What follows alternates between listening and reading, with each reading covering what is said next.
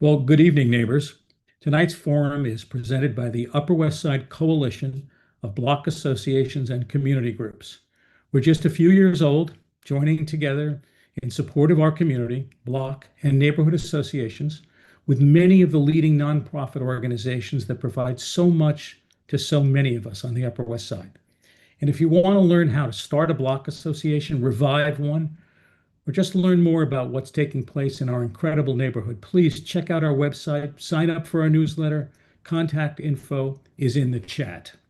Tonight, we are focusing on arts on the Upper West Side. So much is going on with so many creative people, and we hope to introduce you to perhaps a few groups that you might not know about what they're offering in entertainment, participation, and performance in so very many different and engaging ways, and to hear what's happening inside some of the more familiar venues. We definitely won't have time in this forum to include all the groups that exist. So if you have a favorite one you'd like to suggest, please enter that in the chat as well. My name is Steve Anderson. I've been so fortunate to raise my family on West 81st Street for the past 43 years, and I serve as this year's president of the Upper West Side Coalition. Thankfully, several far more technically savvy people are assisting us in making this all happen, hopefully with as few snags as possible. One of our most awesome neighbors is Mark Diller. Mark, thank you so much for being a part of this. And we have a super tech team of Joe and Stephanie Gentle, thanks to the two of them. So now let's get started. The Bloomingdale School of Music is led by Erika Atkins. That nonprofit group is a member of the Upper West Side Coalition. And if you are a group that would like to join up with us, please, we'd love to hear from you. Erika serves on our board of directors. Erika, welcome. And please, in addition to sharing with us some of what's going on at Bloomingdale, explain how these are indeed super challenging times for not only the smallest nonprofit arts group, but also some mid-sized ones as well. Erika, Yeah, please. thank you, Steve. And thank you again to everyone for attending our forum today and for being champion of the arts on the Upper West Side.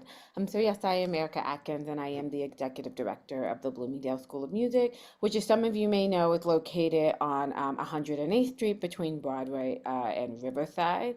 We're celebrating 61 years this year, and Bloomingdale has been a part of the fabric of the Upper West Side for a long time, and we're proud to be both a community anchor and a partner to even some of the other organizations that are here tonight, and even some of the people who I know are watching. For example, we host an annual concert at Symphony space, so it's nice to see all of you. So a few things we're especially proud of right now at Bloomingdale. One is that we continue to offer robust scholarship and financial aid because access is central to our mission. We're growing our community partnership, including work in schools and community-based settings. So music education isn't something you need privilege or free time to access. And we continue to invest in strong teaching artists and faculty, and I know many of you have experience with that, because the quality of our program is only as good as the people who are delivering them. And our mission is simple: high quality music education that's accessible to everyone, regardless of age, background, or income. We serve children, teens, adults, and seniors, and in any given week, you'll find the building filled with private lessons, group classes, ensemble, community performances, and programs that reach well beyond our walls. So, one of the things that I want to talk about today is that I appreciate Steve for not only naming that there's so much vibrant culture in the neighborhood, but this is also a very challenging time for arts organizations of many sizes. Um, I know everybody on this call who also run the nonprofit. This is like a yes, yes, yes moment. And I just want to name this like to our neighbors. So, in the nonprofit arts sector, quick overview what we're dealing with right now. We rising costs on everything. The same way that it's affecting people as individuals, it is also then impacting the organizations and how we deliver our services. Staffing, benefit, building operations, vendor costs, basic materials. A lot of organizations are struggling with inconsistent cash flow, sometimes for tuition supported organizations, because families are making harder choices about where to put their money. There's funding uncertainties. Many funders are tightening their priorities or reducing grant making. Specifically, the arts is often high on the list where people are shifting away from giving for institutional giving. And we're in a landscape where the demand for our services is actually still high, but our resources are not always keeping pace. And so, for example, where we've seen it at Bloomingdale, our enrollment is stable, and we're really fortunate for that. But families need more flexibility, they need more financial assistance, and we need to kind of shift our program structure to make it work for them. So, when we talk about community support here today, we're talking about one, people coming to our venues to watch the performances there, people signing up for our services, but we're also talking about people, Steve mentioned earlier, if you have a favorite organization, making your favorite organization visible and heard about. If you have the capacity to do so, supporting through donation, because community support is, in the case of Bloomingdale, it's what allowed a student who loves music, wants to study, that they can study even if their family is juggling groceries.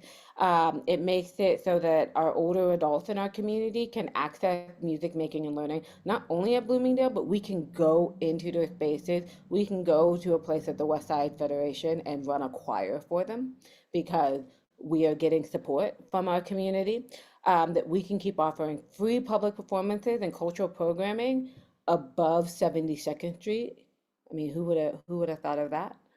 And that we can keep arts education and creative spaces rooted here in this neighborhood. And so one thing I want to say before I pass it off to everybody, if we want the Upper West Side to remain a community where arts and culture are real, lived and accessible experiences, not just something you travel to see, then we have to protect and invest in organizations in our neighborhood that are doing this work every day. So thank you for joining us today. I look forward to hearing everybody else talk about their organization, and please continue to support everyone you hear about today, and even all the many, many ones that Steve said we weren't able to bring in. Thanks. Thanks so much, Erika. Really appreciate it. Julianna from WP Theater, please join us. Hi. Hi, everyone. Thanks so much for having me. And thank you, Erika, for those facts as well that I know affect all of us here. I'm going to share my screen and let me know if you can see it. You're good. Great. Yes, my name is Julianna and I'm here representing WP Theater. A little bit about who we are. So we were founded in 1978 by an incredible producer and theater maker, Julia Miles. And WP is the nation's oldest and largest theater company dedicated to developing, producing, and uplifting the work of women plus artists. We're now in our 48th season, and we've been recognized by a lot of different awards and honors in our industry, and we continue to produce the work by women through our lab, the WP Theater Lab, the Space Program, and our yearly season, which I'll touch on a little bit later. I always like to talk about why this work matters, especially right now. At its core, WP really exists to make sure that women plus artists have, real space, resources, visibility in an industry that hasn't always been able to afford them those things. This is a statistic that I like to share in this case, but in 2024, for the first time ever, 7 out of 10 Tony nominations were women and 5 were WP artists. It's something I like to share for 2 reasons. One, because the Tonys have been around for almost 80 years and men have always been awarded more than women in an industry like theater, which is kind of mind-blowing, which kind of shows that in 2024, since there were so many women nominated, more work remains to be done, but also the impact of the work we do is really important. And then 2, 5 out of the 7 women were WP artists, were people who have passed through either our lab or have produced work with us. And that really kind of shows that, you know, we're this trampoline where people can make art with us, from emerging artists into Broadway and beyond, right, all here on the Upper West Side. This is some of what we do. So I've kind of divided into 3 parts. It's a very, very summarized version of what we do, but we have our main stage season, which we host in our 108 seat theater on Broadway between 77th and 76th. And next up, we have a show called The Waterfall, which I'll talk a little bit about. It opens at the end of January. We also have a lab, which is a 2-year residency for early career playwrights, directors, and producers, which culminates in the Pipeline Festival, which is open to the public. It's an amazing, amazing way to see new work being developed in real time. And then we have a space program, which provides subsidized space to smaller budget organizations who otherwise may not be able to produce in New York, since it's so expensive to have space, to find theaters, and to make your own work in the city.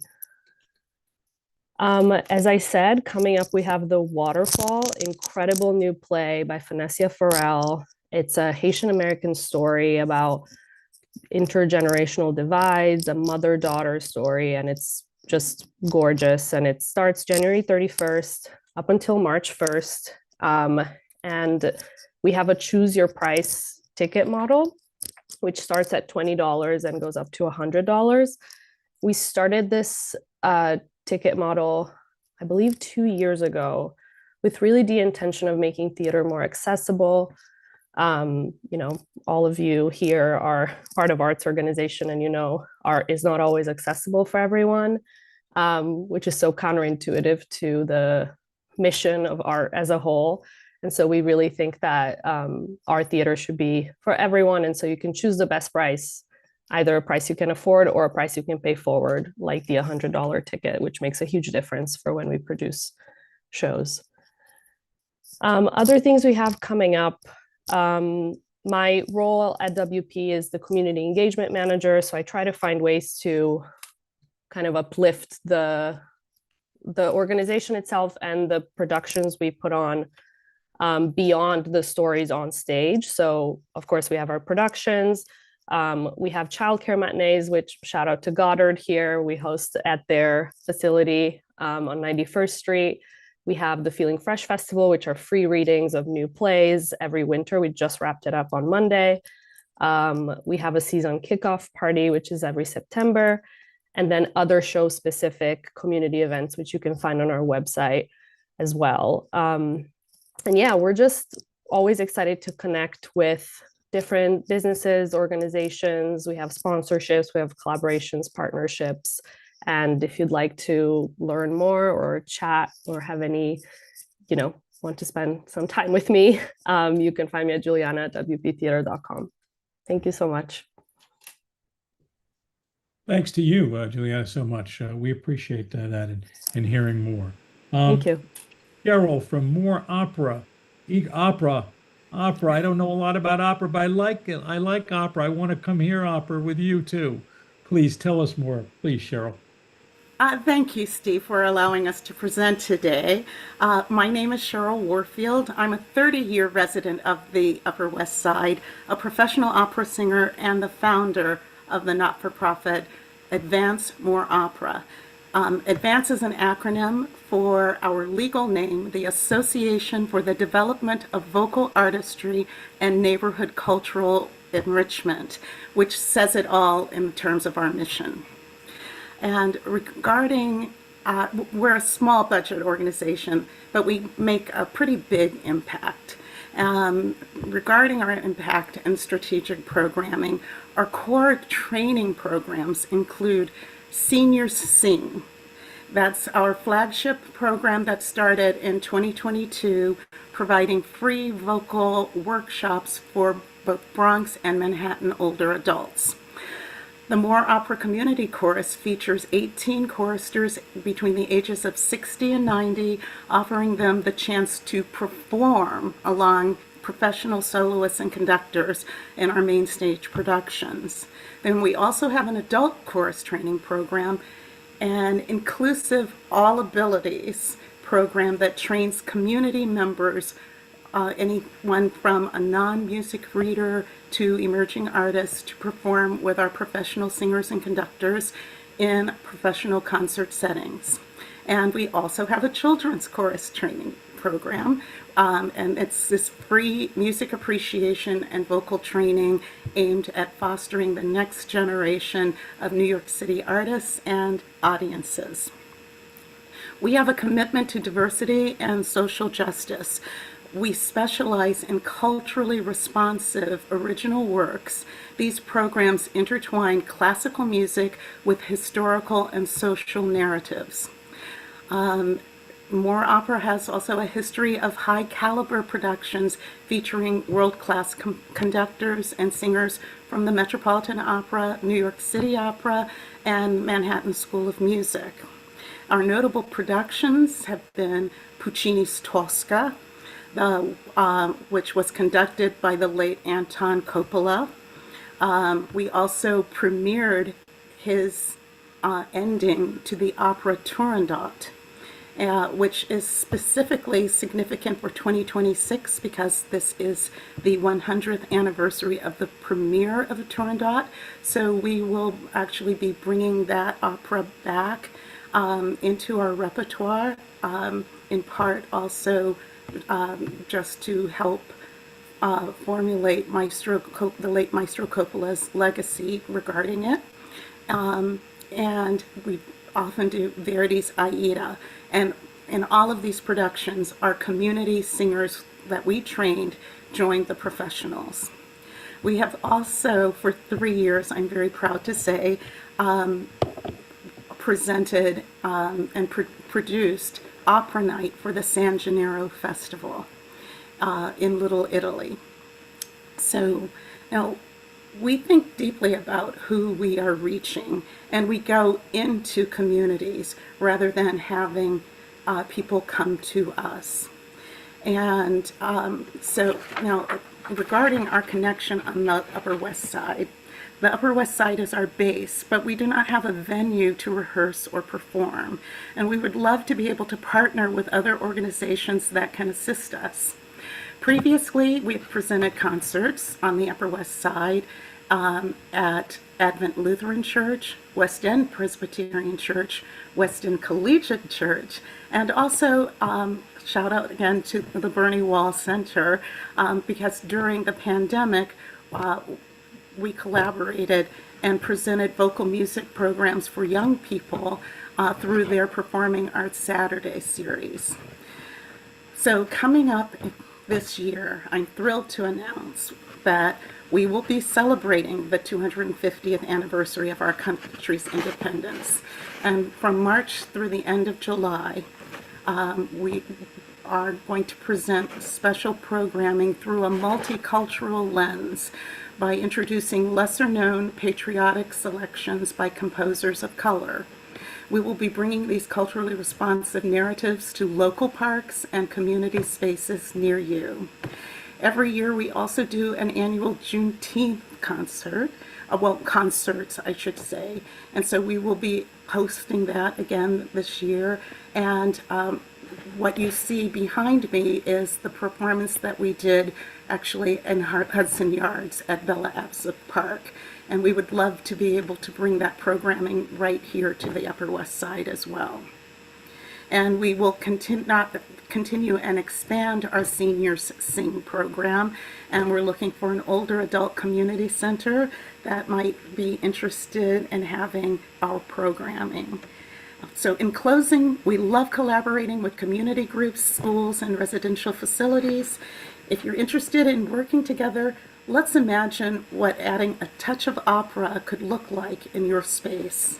You can find us at moreopera.com or follow us on Instagram and Facebook at More Opera. Thank you for welcoming us today, and I'm so excited to keep listening and learning about other wonderful projects right here on the Upper West Side. Thank you. Well, thanks to you, Cheryl. It's so nice to to hear all of that from you. Symphony Space is also an organization that is a member of the Upper West Side Coalition, and we're very pleased that Kristin Cook could join us and tell us a little bit about what's happening at that incredible venue. Thanks so much, Steve. And it's so great to be with everyone here, everyone who is supporting the Upper West Side and bringing great art. But yeah, so I'm Kristin Cook. I am the marketing director at Symphony Space. And I'd love to share my screen to get started.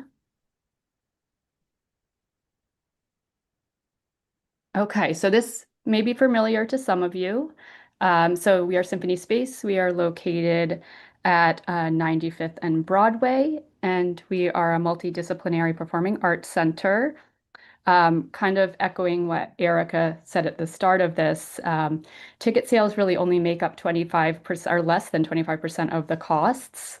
So we always rely on donations or memberships from friends like you to help keep the magic alive on our stages, and also to help the arts be accessible for all.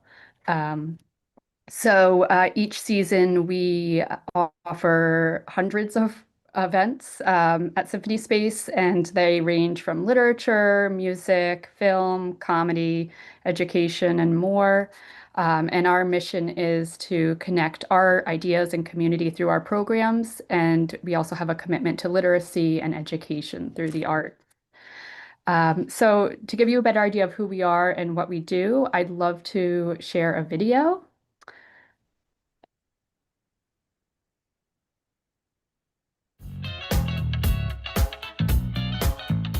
Welcome to Symphony Space, where artists are our heart and soul, and community is our DNA. I think it's one of those rare and unique New York cultural experiences that defies description. It's just one of those things that you happen upon and go, wow, that was amazing. I want to go to that again next time. And every time it's different, and every time it's special.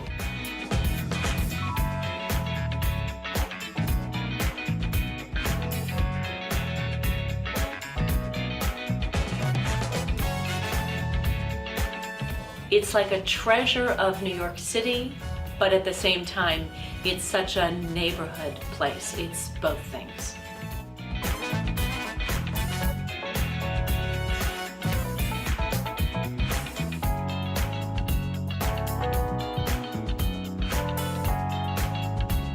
Tonight has been one of the best days in New York City. It has been so beautiful in the time of what's happening right now to see all of these folks together celebrating love, music, culture in one space.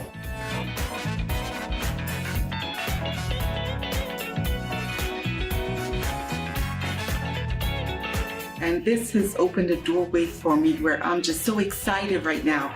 I am so thrilled, I'm intrigued, I'm hungry for more. So I appreciate this. I truly appreciate it. And I hope and I pray that you guys continue this, because you never know what can transform a person.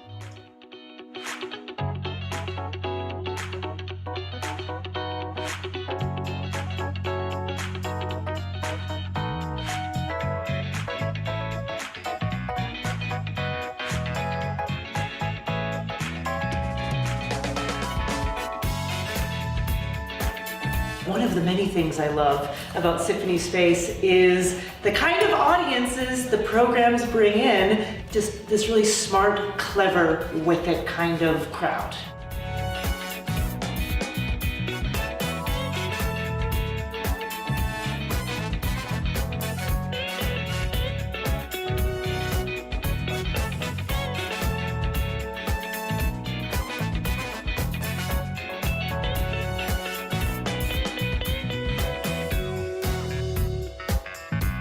I know Symphony Space. It's evenings that are so eclectic and cannot be put into categories. Is there somebody you want to listen to? Are there stories you want to see? Is there dance? Is there music? It's just a great venue for watching culture.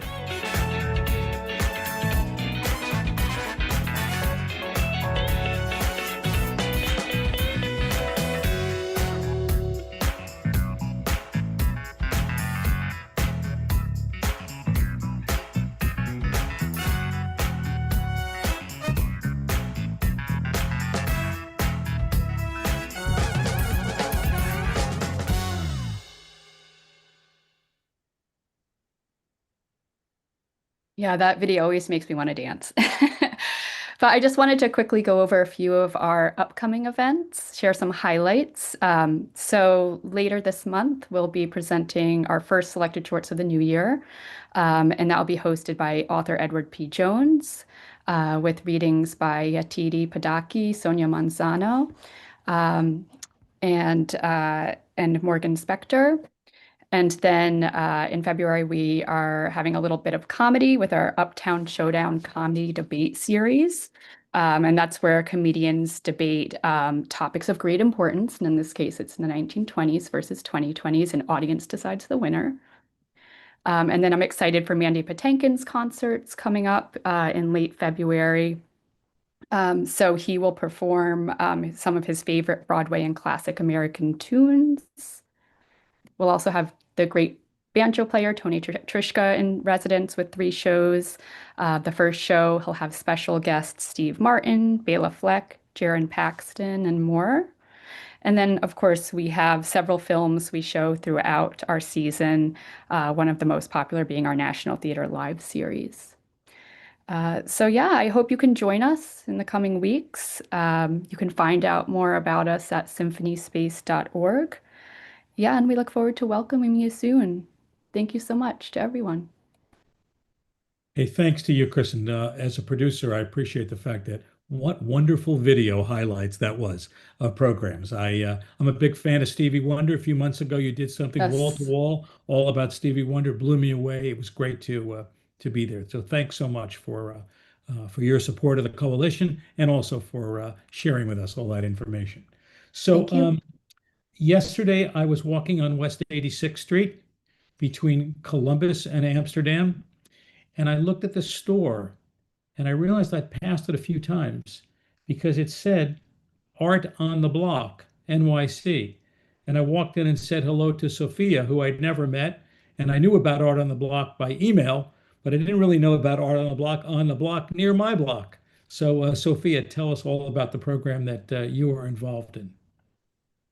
Hi, Steve. Thanks so much for that introduction. I'm going to share my screen really quickly.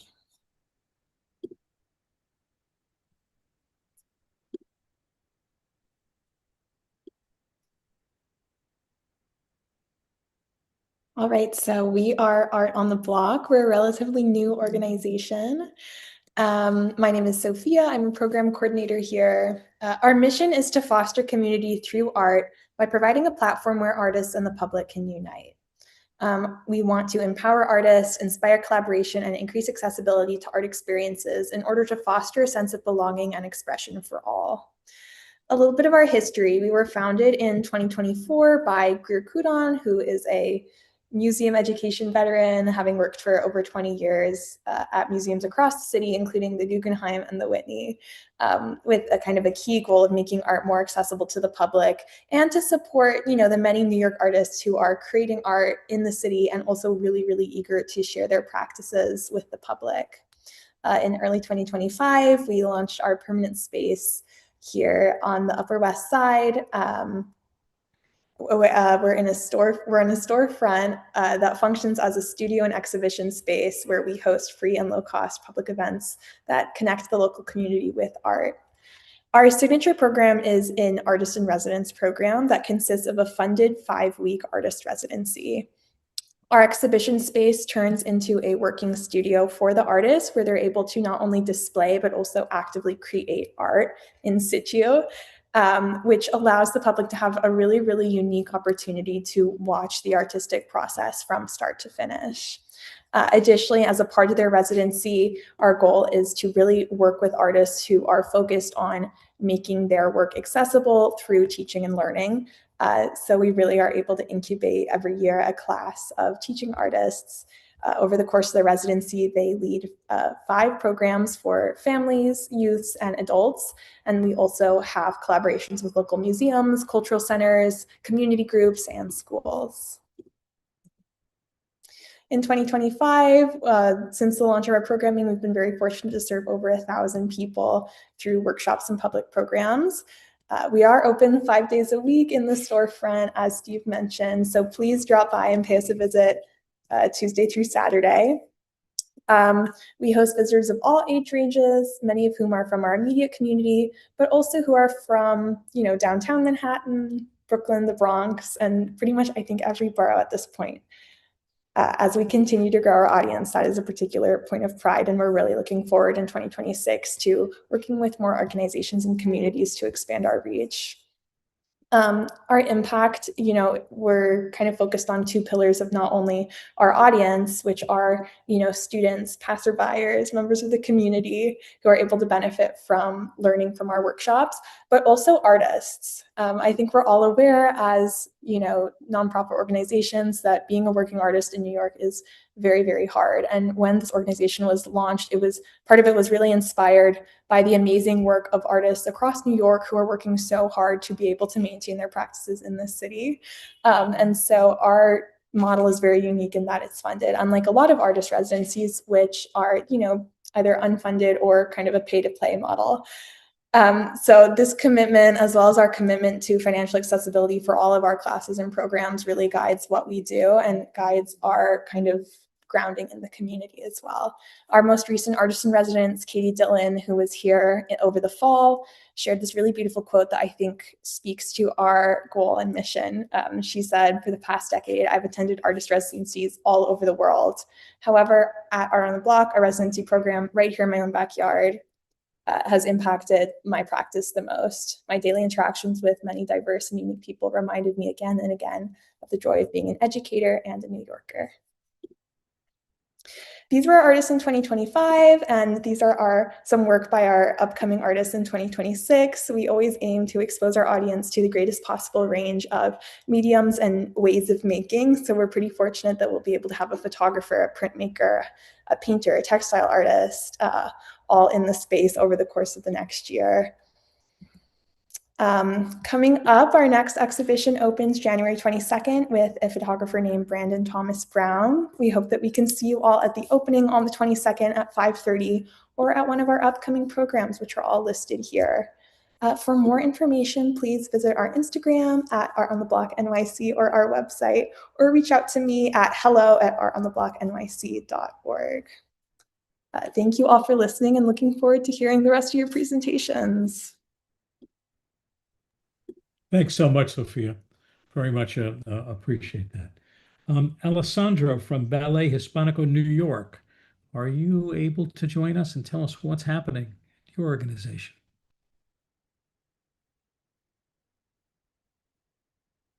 Let's see, how are we doing here? Alesandro, are you there? Maybe. No, yes, I'm here. Are you able to hear me? We can hear you, yes. We can hear Amazing, you. great. Yes, and currently in transit to get to my presentation materials, but happy to speak now if that's best. Well, tell us what's happening at Ballet Hispanico, New York these days. Yeah, I'm happy to. So Ballet Hispanico New York essentially has three arms. We have our company who performs across the world. They're touring currently. They're currently in Houston performing Carmen, which is a famous opera that many people are familiar with, but they're doing a modern dance interpretation of it that is really quite exciting. Then we have CAP, our Community Arts Partnership program, that is that programming that essentially goes across schools around the New York City area to show and educate the students about Latin dance forms, about their culture, and to really just get them excited about movement. And they do that in schools all across the New York City area and public schools, private schools, everywhere. And then we have our school, the Ballet Hispanico School, that teaches the students from ages 3 to professional age dancers, all different kinds of forms from ballet, flamenco, and then even just for the preschool kids, just like learning about movement, getting them excited about dance. And so the organization really has a lot of different arms to go, and we have a lot of different things moving at once. Currently, what we're really excited about is our spring season, Mujeres Women in Motion, which brings together 3 different female choreographers who are from 3 different backgrounds. One is Maria One, who is a Cuban choreographer who is internationally renowned, who is doing a really exciting interpretation of Antigone.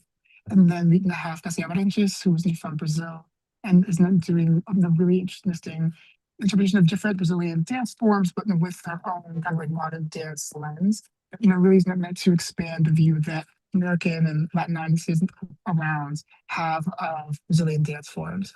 And then we have Stephanie Martinez, who is doing an interpretation of Picasso's The Guitarist, also through on-point dance forms. And it's really a beautiful kind of exploration of the life of that guitarist and the surrounding community that's around him. So with those three pieces that will be premiering in April, we're really excited to put together like three female voices who have already been awarded the Best of the World and then are now being brought together to really just show the sort of like breadth of voice all in one show.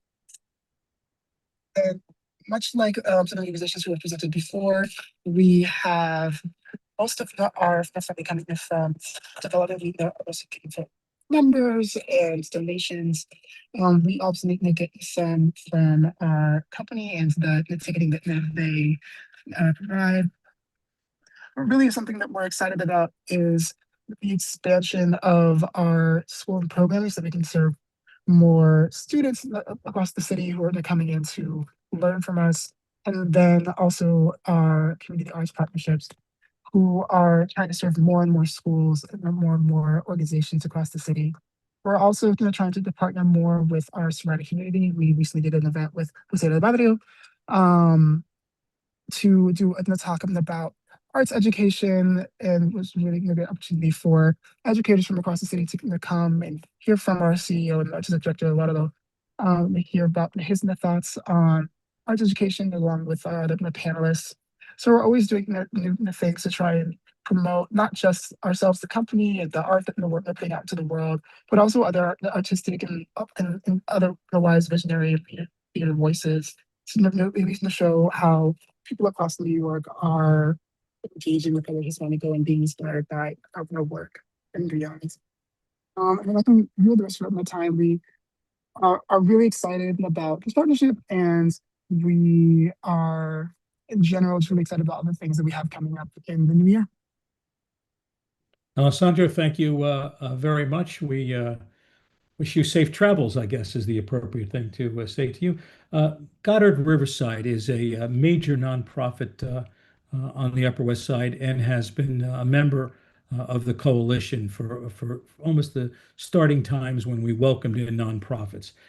Goddard Riverside also has a community arts program, and Manon is going to share with us a little bit about that program at Goddard that I actually wasn't aware of until we started to connect about this. So please, we welcome you to share with us. Hi, thank you so much, Steve. It's really a pleasure to be on this call with everyone. And I'm going to pull up my materials and share my screen.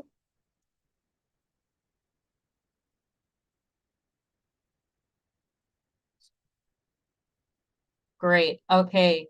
Thank you so much. So my name is Manon, and I am the director of Goddard Riverside's Community Arts Program. I have a creative producing background, and I consider myself a public arts advocate specializing in cross-disciplinary collaborations. So as you mentioned, Steve, Goddard Riverside has a long history of good works on the Upper West Side and beyond. We now serve more than 20,000 New Yorkers annually with programs including early childhood, after school, employment support, college access, youth programs, homeless outreach, senior centers, legal assistance, and more, including a great place to get a hot meal. And as we strive toward a fair and just society, we also utilize the arts as a tool to harness the power of authentic expression, mental and physical wellness, family togetherness, and community pride, which is where our arts center comes in. Our community arts space is called the Bernie Wall Center, and it's located on Columbus Avenue between West 91st and 92nd Street. And we have a multi-purpose auditorium with a theatrical lighting grid, fully equipped rehearsal studios for music, dance, and theater, and meeting rooms, and a children's library. All of our programs happen between September and June, and each season is completely different, but typically combines performances by local artists and groups, hands-on classes and workshops, and seasonal celebrations. One of our most popular programs that we host is tuition-free ballet, modern, and hip hop dance classes for youth, as well as the Young People's Chorus of NYC. We highlight the demographic diversity of the Upper West Side with family-friendly events, multi-generational events, and we ensure that every event is either free or low cost. We also use a pay-what-you-can model to ensure that at least 50% of our total tickets of the season are completely free. That same commitment to access and inclusion also guides how we invest more deeply in the artists and organizers shaping the community. The residency that we began is very competitive. We're only able to support 2 or 3 artists or individuals annually with this full service, kind of white glove service where we take a work from the very beginning stages through the development and give them a large scale public performance and outreach project. We review the applications between April and June for the upcoming fall and spring season. We started this a few years ago when I became the director because there was so much demand for space use. We needed to find a way to prioritize the subsidized space and make sure that it was reaching the people that we wanted to reach, while at the same time having control of the calendar to be able to take bookings from groups that also need space for other events. But about the residency, I just wanted to share a little video teaser of what it's like to be in the space during one of these vibrant events. This is a video from an event called Ending the Stigma of Mental Health, which was a festival targeting youth and adolescents. There's no sound on the video. It's just sort of a vibe check. And I know that some people on the call have already been on the stage with us. So shout out to you guys as well. So partnerships, we have several pathways for partnerships. Sometimes, as I mentioned, people have a full packaged event and a team or a rehearsal or production planned, and all they really need is space. So we are able to provide that at under market rates because of our private-public partnerships. We've hosted fundraisers, art galleries, film screenings, plays, concerts, board meetings, trainings, seminars, and so on. If you have an event and you're interested in collaborating with space rental, you can reach out via our online form. And it does fill up very fast. There's a lot of demand. So we plan our schedule 6 months out or sometimes a year out. And we create mutually beneficial arrangements. So for those who don't necessarily have everything already planned and they need time and they need a group that can meet them where they are in terms of budget, that's where we're able to support with space and staff in exchange for a certain number of free tickets to distribute, or sometimes a 50-50 box office split. We pride ourselves on being able to meet individuals and groups where they're at and figure out what is a benefit to both people. So let's see. Oh, the third way that we partner, like I mentioned, is the artist residency, which we re-grant funds from the New York State Council on the Arts and the New York City Department of Cultural Affairs. So shout out to them if they're listening. We really, really thank you so much for your ongoing support. It is so important to us, and it allows us to maintain this space and make it accessible for the community. This is a small clip of an art show that we hosted by a 93-year-old artist called Nancy Brandon. So who do we partner with to create these custom, unique community events that you can't find anywhere else but the Upper West Side? We just do it through conversations and people coming into our center, making appointments to have pitch meetings with us. So I want to shout out to WP Theater as well, who've hosted youth workshops, and Cheryl Warfield, who's appeared on the stage. We are open to anyone in New York City. We pay special attention to other mission-based nonprofits, emerging artists who represent and inspire our audience, as well as new partners. We really want each season to be unique and fresh so that we're not repeating ourselves. The best way that you can get involved is to join our mailing list to find out what's coming up and follow us on Instagram, and to just come to one of our upcoming events and start a conversation. Everyone is absolutely welcome. And we're really excited for the future collaborations that will no doubt happen as a result of the people on this call. I wanted to get a time check to see if I have any time left. I think you have successfully used the time Okay, allotted. fantastic. So you can find out more about us online. Thank you so much, Steve. Thanks to you. Full disclosure, my wife is a potter, and she's a very talented potter, I might say. And for 20 years, she's been doing pottery at the Westside YMCA. So our next group is the Community Arts Pottery Studio at the Westside YMCA. And Julann, do you want to take it away from there, please? Hello, my name is Julann Gebbie, and I'm here to introduce the Community Arts Pottery Studio at the Westside YMCA. I'd like to start out with a short little video introducing the studio site, the classes we offer, the staff, and our students in action.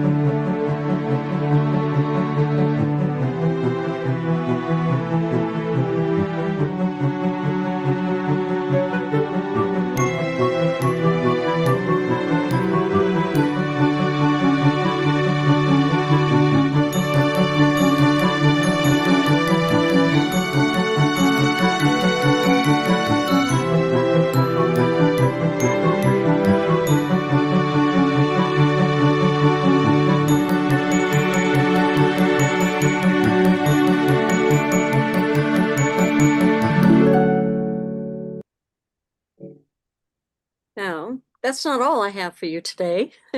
I just want to take you through who we are and what we offer.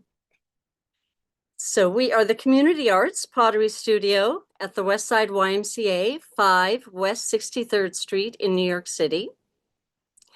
We've been there for over 50 years. Our Community Arts Pottery Studio has been welcoming people to explore their creativity in clay. We provide a variety of classes for ages 6 to 96 in hand building and wheel, from beginner to advanced.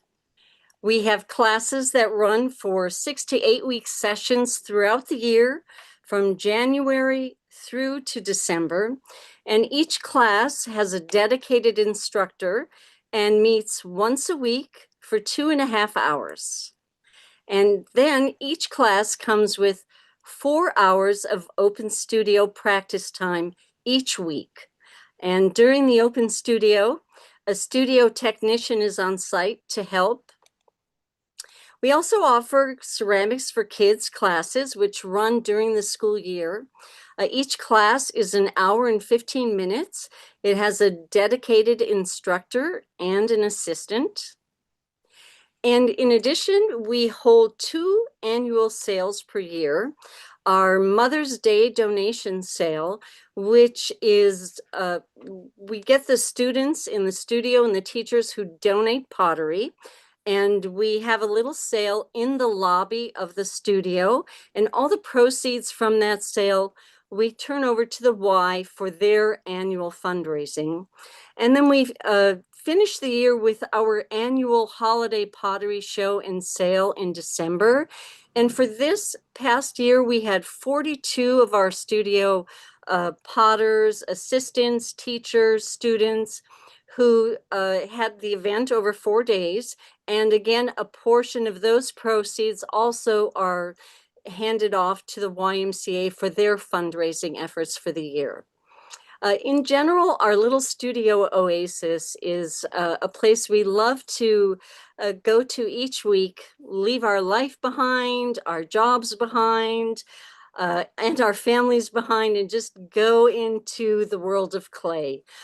Practicing a craft, it's focusing for the body, calming for the mind, and enriching for the spirit, which are all part of the YMCA mission. Feel free to join us. You can follow us on Instagram under the Community Arts Pottery Studio. And thank you so much. Thanks to you, Juliann. We've got two more arts groups that we're going to hear from. Next is the Four Hands Collective. Hannah, Celeste, are you there with us, Hannah? Great. Tell us all about Four Hands. Hi, Steve. Thank you so much. Okay, so hi, my name is Hannah Celeste. I'm originally from Atlanta, Georgia, but I moved to New York a few years ago to dive deeper into the arts here in the city. I'm a performer, a producer. I'm also a manager at the Triad Theater on 72nd Street, and I am one of the executive directors of Four Hands Collective. My partner, Craig, and I have recently made it into a nonprofit. We're a baby nonprofit right now, in hopes of being able to better support the arts in our neighborhood and enhance the community. I'm going to try to share my screen really quickly. Okay. Can you guys see that? You're good. You're good. Yeah. Okay. Okay. So the Four Hands Collective supports local artists by building community, promoting gigs, and producing showcase events on the Upper West Side. So here is Matt Baker and Anton Giulio Foti. They are our music directors. They are incredible piano players. And this is me and Craig Cloutier, my partner. So we're the ones that have just recently started to, we turned it into a nonprofit. So our mission is to support the lives and careers of performing artists by building a nurturing local community around them that values live music and supports our efforts to produce showcase events, promote and fund concerts and projects, provide the tools and the love artists need to thrive. 100% of our funds and volunteer efforts go to paying the performers very well and promote all their upcoming shows, to engage and inform the community about upcoming cultural events, foster a sense of supportive local community that truly values artists and their work. We produce a large showcase event at the Triad. We just did our 7th show, and all of our shows have sold out weeks before the show takes place. It's becoming very popular in the community, and our audience is so amazing, and they've really been helping out support our artists. We want to host and sponsor more gatherings, open mics, jams, shows, and artist listening circles, and more. We envision a world where local community connects and grows through live music, art, and culture, a society in which artists are valued and supported financially and emotionally so they can focus on creating the works of beauty and catharsis that keeps our city alive. So some of you may even know Bill and Lucy, but Lucy here is our connector. This is where it all started. Shortly after COVID, Bill would take Lucy to the coffee shop, Black Press, and just make a lot of friends. And I think that people were really craving that community again. So that turned into doing some house salons, music salons in an apartment, and that grew to a fully produced show, and it's just really taken the neighborhood by storm, and it's something that people really look forward to. Here's a little photo here. These are just some still photos from some of our shows. And my screen is freezing. And I have a quick video. How much time do I have? About a minute and a half.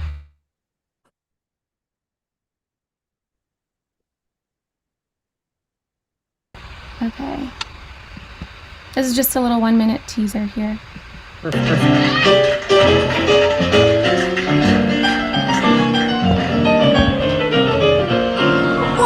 I supposed to do when I get nothing from you? I was so blown away by the talent that we were seeing in this little intimate, beautiful little theater.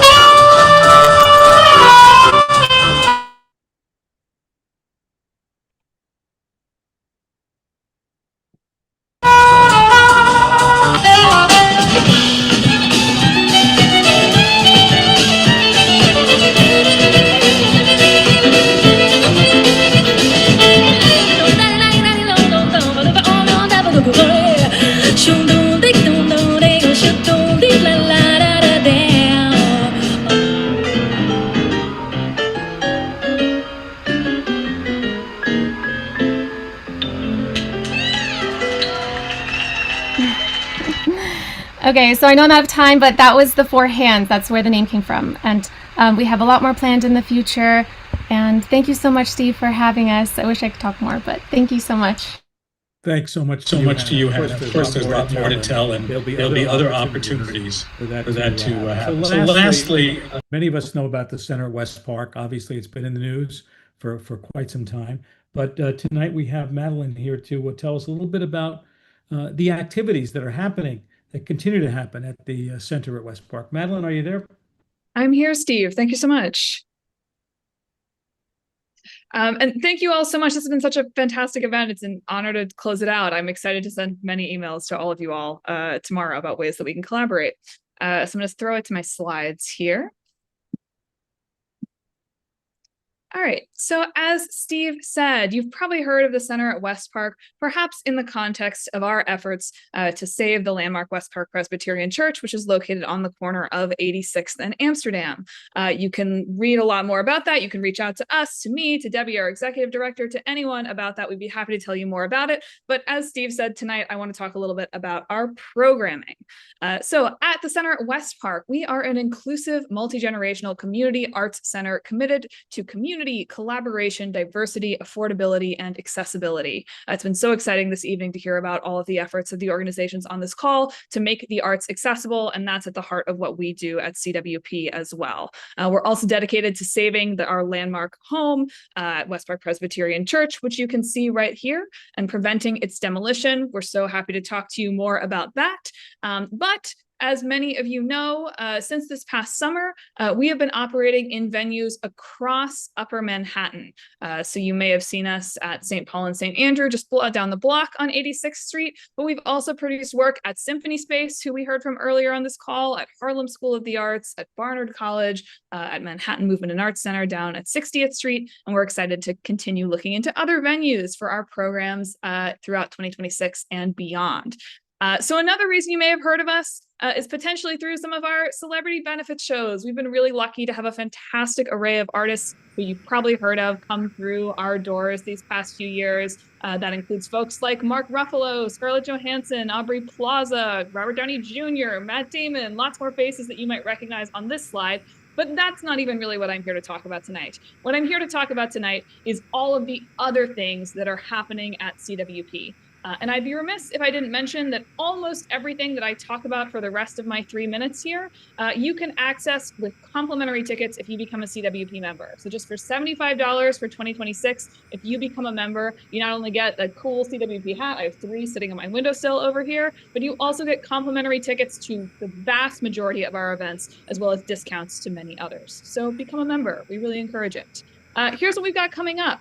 Next weekend, we are kicking off the CWP Launchpad Reading Series, which is a new collaborative series that we're undertaking to provide space for emerging companies and early career producers. So we're featuring next weekend at St. Paul and St. Andrew the work of Fresh Binder Productions, who are a group that uplifts stories about and written by trans and gender nonconforming artists. We're so excited to be supporting that work. All of these readings are pay what you can, so we hope you'll come out. Also coming up at the end of the month, we have the CWP Inclusion Concert, which is our annual celebration of diversity, ability, and inclusion of students of all abilities, particularly showcasing students who are neurodiverse alongside neurotypical students. We have a fantastic group of partner organizations and schools that are working with us this year. Rebecca School, Dream Street Theater, Action Play, Epic Players, the Avenues Band, many more. It's going to be a fantastic celebration. That's on January 31st at 4 p.m., also at St. Paul and St. Andrew. There's complimentary tickets for that available as well as tickets if you want to support at the general admission level. So we hope that we will see you for that. Later this spring, we'll have our 9th annual Object Movement Puppetry Festival, which each year supports 8 puppetry and object theater artists in creating new short works. You can see a selection from last year's festival here. It's an incredible array of everything that puppetry in New York City has to offer. So we hope you'll come out for that. The artists this year are doing some fantastic stuff. And also, in service of supporting emerging artists, our annual Evolution Festival will return this fall with performances at venues across Upper Manhattan. This is our celebration of new work in all its forms. Dance, theater, music, comedy. You can see a selection from this year's festival, or last year's festival, it's 2026 now, on my screen. But that's not all. We also have the CWP Film Center. We do a little bit of everything. So maybe some of you on YouTube or on the Zoom joined us at our screening of Heathers on the 26th, on the 9th on Friday. Where we had a talk back with Christian Slater after the film. Lots of exciting stuff coming this year, including a screening of Manchester by the Sea, which will be followed by a talk back. Some really great documentaries coming down the pipeline for later this spring. And also a return this summer of a version of our free summer film series.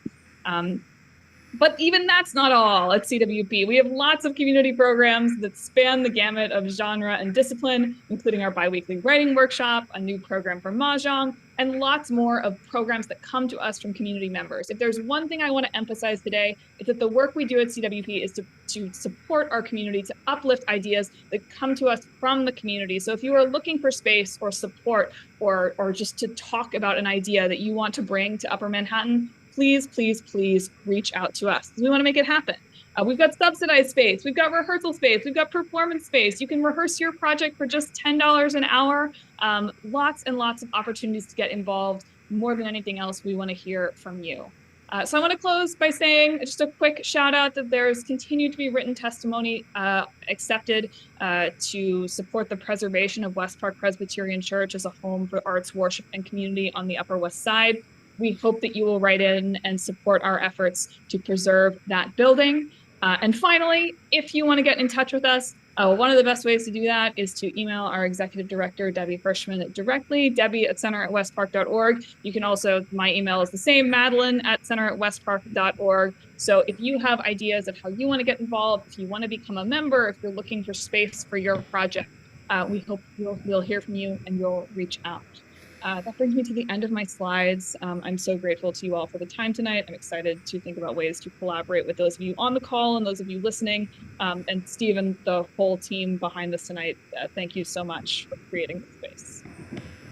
Well, thanks to you, Madeline. And there's a lot going on, obviously, at the center. And quite frankly, there's a lot going on throughout our community. And I hope that this evening has provided a little bit of an introduction to that reality, and we celebrate that, and we're grateful for that. If you want to be in touch with us, the UpperWestSideCoalition.org is the website, UpperWestSideCoalition@gmail.com. If you want to send an email, thanks to everyone from all of our arts organizations. This link that you use to watch this on YouTube will be available forever and should be shared and introduced to more and more people, we hope. Again, thanks so much, everyone, and good night, neighbors.